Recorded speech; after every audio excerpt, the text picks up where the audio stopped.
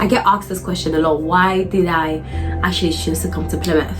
And a lot of people are like, so why didn't you just stay in London? Why did you go to a London university? When I say that was literally the miracle, that was God opening, like when I say, that's what I meant, like I didn't choose Plymouth, God chose Plymouth, because God literally set everything up so that I would be able to end up here. I would be in my university accommodation studying medicine, telling you this testimony, because just before that there was literally no medical school, none whatsoever, that I qualified for. Hi guys, MazDMedic here and welcome back to my YouTube channel. I said today's video, I just wanted to do like a sit down chit chat. It's been a while since I've done that. The last one was a bit emotional, wasn't it? But yeah, I just wanted to do a sit down chit chat with you. I'm literally in my dressing gown. So I just wanted to talk to you guys about like why I get asked this question a lot. Why did I actually choose to come to Plymouth? Because obviously I'm crowdfunding and I don't really have like the funds to be able to like, you know, finish this thing yet. And a lot of people are like, so why didn't you just stay in London? Why did you go to a London university? And I'm just like, listen, if I could, I would have. Like, Plymouth was not, I didn't choose to come to Plymouth. God chose Plymouth for me, and I had no choice in the matter. And I will explain in this video why I didn't have a choice. Why, not that I didn't have a choice, but I didn't have much of an option in terms of like where I was going to end up, and why. Do you know what? I feel like this was probably the best place for me to end up in. I'm gonna talk about the university itself, the course, also like different ways in which like different universities and how they like set their entry requirements for medicine. So if you are interested in that, do keep watching, because I'm going to talk a lot about that and why I ended up coming to Plymouth basically. But before I do, I just wanted to do like talk about a few things that has gone on over the past 2 weeks, and I've just kind of like missed it and I didn't really celebrate a lot. So we have over 100 subscribers on this YouTube channel, which is fantastic. Welcome, thank you for joining the family, thank you for subscribing. And our move-in day vlog has like, the last time I checked was 1.6k views, which is great. I mean, it's great. Which is really good. So thank you guys for watching, thank you guys for liking. If you shared the video, thank you so much. Do keep sharing it, and let's grow this family. I love this. So let me get into this video. So first of all, the first thing that I need to talk about is that there are different factors that actually contributed to me coming here. So the first factor I would like to highlight is the fact that you all know that I said this in all my videos. I had to take a 5-year gap from education. I did my A-levels in 2016, yeah. So from 2016 to 2021, 5 years. So I couldn't really just go into a 5-year course straight off. Like, I would drown. It would be too much for me. Like, there's a lot of stuff that I've forgotten. Yeah, I could like I've studied it and whatnot, but really and truly I needed a slow introduction back into education system. You know, when I was back in college, I could study for 4 hours straight, like without any break. Listen now, 30 minutes, every 30 minutes we're taking like 2 minutes 5 minutes break. So I knew that I would struggle, and I didn't want to give myself such a bad start. So I said, you know what, I'm only gonna apply for foundation year courses because that's just the best way forward. And I felt like even if I applied for the 5-year course, it might even be harder for me to get into, given that, you know, I'd taken such a long break and whatnot. I'll basically be competing with people that are coming fresh out of A-levels, or people that are coming fresh out of like a degree already. I was just setting myself up for failure if I did that. So the first hurdle was that, okay, cool, I had to go on the foundation year course. Now, I don't know the exact amount of, I'm gonna like research it and put the amount here. So there's X amount of medical schools in the UK.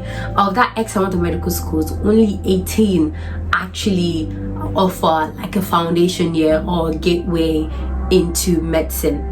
Now, out of that 18, we have to take away 6 of those, because I did not want to apply for a medicine program that required me to do a year like a access year, and then I have to apply again to get into their A100, like the normal medicine program.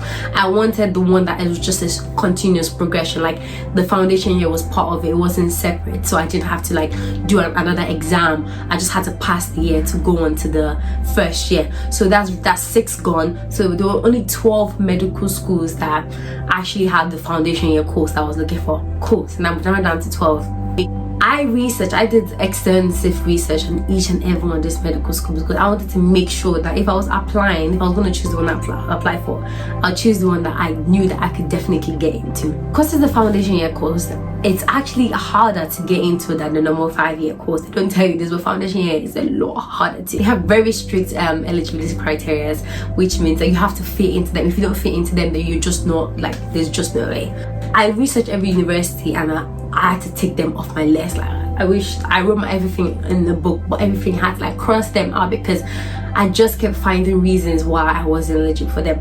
I'll give you an example. The University of Bristol was actually one of the universities that I wanted to apply for because it's a great university and it's a great city.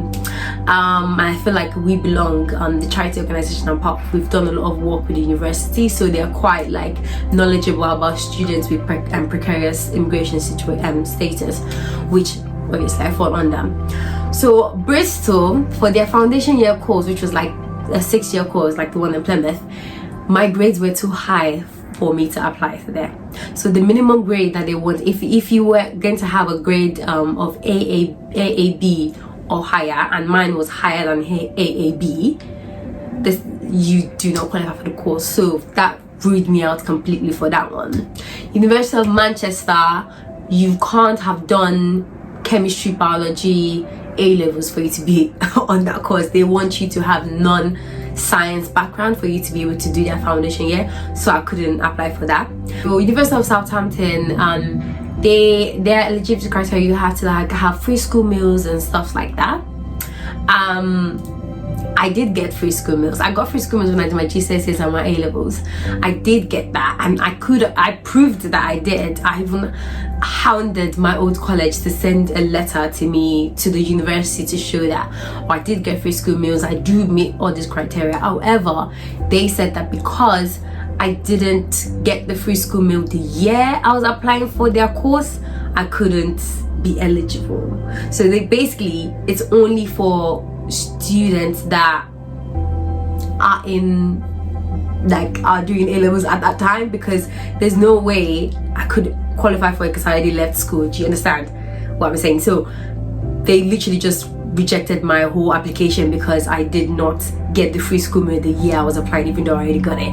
So that I didn't get into. King's College, I wanted to go to King's College because I knew that King's College already had a scholarship, and there's a lot of people that are very, very well, like, understand people in that situation, because trust me, it's very hard to go to a university that doesn't understand when you do not have like a British passport but you're still a resident in the UK. They just kind of mess things up for you a lot. So I wanted to go to King's College, and also because King's is in London, which meant that I'll be able to go from home. I wouldn't have to worry about like accommodation. Things would just be a lot easier for me, and I felt like, because I had a lot of connections in King's College in terms of like help with like finances and whatnot, I just felt like it would be a lot easier for me if I went to King's College. And it's a great university. Like King's College is one of the top universities in the UK, so of course I wanted to go there. But again, one of the eligibility criteria was you have to be a home fee paying student to be able to get on the course, and as we all know, they wouldn't have seen me as a home fee student, they would have seen me as an international. So yeah, like I said, all this university, I can keep on going, but every single one of them, there was a reason to not set me on the course. Even Plymouth, this university that I'm in, Plymouth was actually not on my list until literally like a couple of weeks before I applied to university. Here's why. Plymouth entry requirement was actually 7 GCSEs. It was just this year, like this academic year, last year, that they changed it to 5 from 7, and the year I was applying. There's a backstory to this, and I will talk about it later. So basically, yeah, if I was looking at a year ago, over a year ago, there was no medical school that I actually qualified for, because every single one of them was just a no, including Plymouth. And I called them up, I emailed them and asked them, listen, is there any way around this? Like, can I apply under extenuating circumstances? Even Plymouth, I messaged them. I said that I sent them an email saying, I do not have 7 GCSEs. This is the reason why. I have this qualification from my country, Nigeria, WAEC, which is basically GCSEs, but it's not as strong. I only have 5 because I only did 1 year GCSEs. Like, can you understand? And they were just like, they didn't even reply to my email. I called them up and someone was just like, nah, sorry, if you don't have 7 GCSEs, you can't apply. So that time, honestly, I gave up. That time, I'm not gonna lie, I gave up. If Annie was here, she would tell you, I gave up. I was just like, listen, there's no university I can apply for. None of them are gonna take me. And Annie was just like, Miriam, just apply. Listen, the worst they can say is no, so just apply. Even the ones that you feel like you're not gonna get into, just apply. So I was like, cool, well, what's the worst? Like, what can I lose? Well, I'll lose another year. I'll just apply for something else the following year. It's fine, let's just apply for it.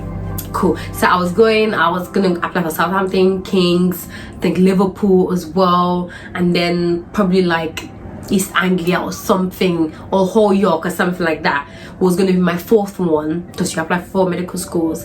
And then literally a couple of weeks before I applied, I got the email that I sent to the University of Plymouth months ago.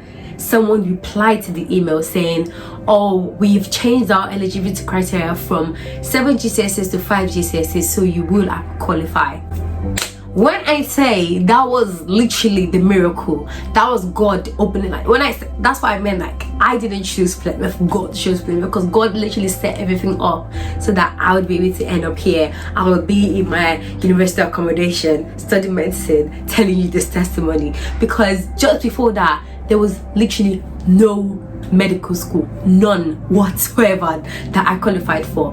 So I was like, okay, good, Plymouth. I added Plymouth back on my list, and even then Plymouth still was in my head, Kings was in my head, because it just seemed the best option financially.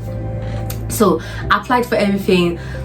To not myself, well, didn't surprise me that much. I didn't get into Southampton, rejected me because I didn't fit into their really not so fair eligibility criteria, but it is what it is. I didn't get into Kings. And Liverpool, to be fair, Liverpool's course wasn't a straight entry, it was an access course, and then you have to apply. So when I got my Plymouth offer, I kind of just withdrew my Liverpool application, because I knew that even if I had gotten, I knew I wasn't going to go there, because Plymouth's option was a lot better.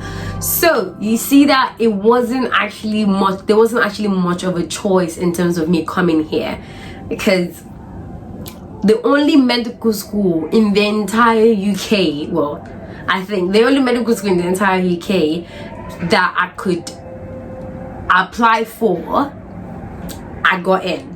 Nah, you see why I had to fight so much to get here. Even when my fee status got changed from home fees to international, I couldn't give up, because there was just a lot riding on it. There was too much riding on it. Like, I went from nothing to God opening the window. And for me, God does not start a work that he does not finish. It just does not start a work that does not finish. So I had to come, I had to start, because if God has opened this door for me, then he's definitely gonna see me through. So that's the kind of mentality that I've just been going with, and just that's brought me here, really, actually.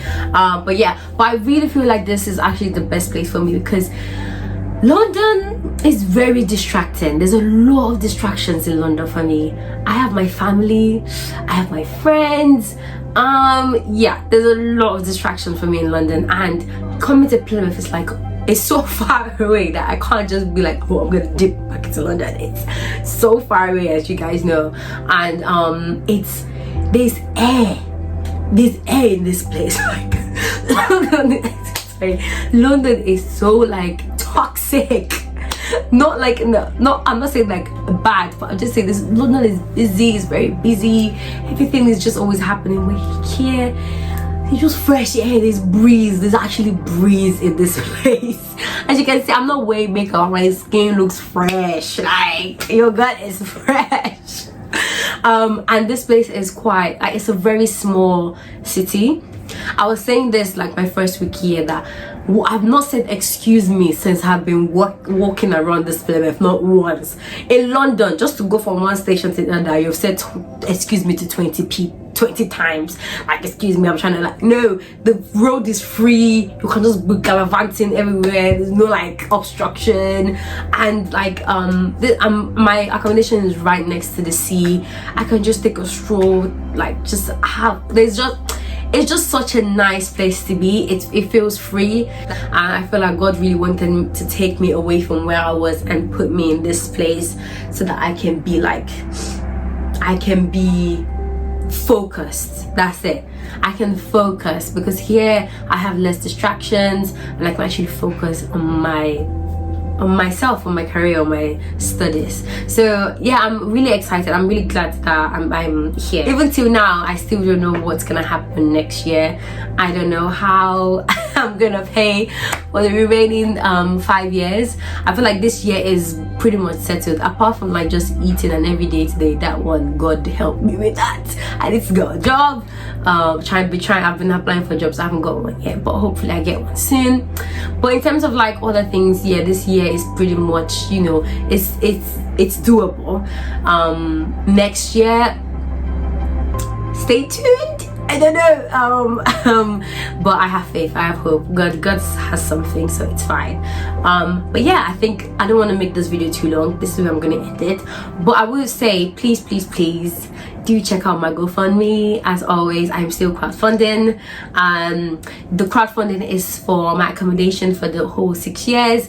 I think we've raised enough for me. Yeah, we have definitely raised enough for me to cover this year. So I need to start raising money for next year, basically. And so please donate, share the page, please. Every penny counts, honestly. It doesn't even matter, no contribution is too small. Follow my Instagram page. Like I said, I do post regularly. I give live updates on there. MazDMedic. Follow my Twitter as well and my TikTok. Also, I think the next video I'm gonna put out is gonna be my updated room tour. Guys, I've been trying to make this place my own, and I'm so happy I've been able to create this sanctuary in my room. I really like my room. It's not finished yet because there's still a few things that I need to get to make everything more homely, but a lot of you, oh my gosh, no, you know what, yeah, I'm gonna keep this in the next video because this is gonna be long, but there's a lot of people I need to say thank you for. Like, literally half of the things I have in my room, a lot of people just got for. I try to keep videos short, but they never come out short. Miriam, stop talking. But thank you guys for watching. I hope that I will see you guys in my next video. If you like the video, please leave a comment. It really does encourage me to know that people are actually enjoying these videos, and it keeps me motivated to do them. Leave a comment and like and subscribe. Let's try to grow this family. Yeah, if you have any questions about like medical school and whatnot, send me a DM on Instagram. I always reply to my messages on MazDMedic, always. Doesn't matter what the question is. I might do a Q&A. Ooh, if we reach like 150 sub, I might do a Q&A. So follow me on Instagram. Yes, that's where I'll ask the questions from. I do a Q&A so you guys can get to know me a bit, you know, a bit better. But yeah, so I'm gonna stop talking now. Yes, thank you guys for watching, and I will catch you in my next video. Bye.